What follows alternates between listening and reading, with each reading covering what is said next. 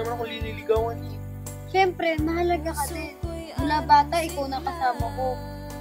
Alam mo, Erp, kung saan ka masaya, susuportahan kita. Nakikita ko naman na mabait at mahal si Cedric.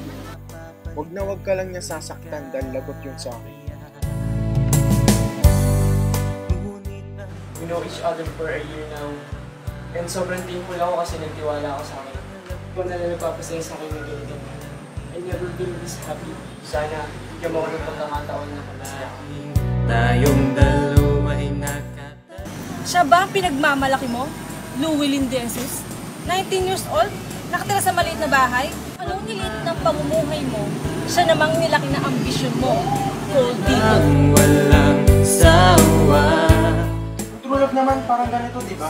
Maghanap ng sapatos, di ba? Hindi mo na makukuha yung tama sa'yo sa unang sukat. Tulad nito.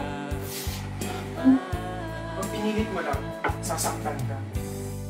Hindi man ngayon alam kung may tamang panahon.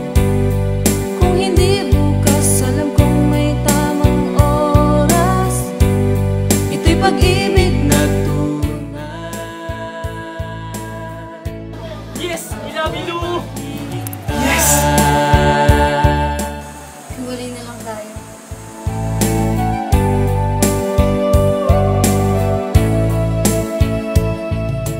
Hihintayin kita, mamahal.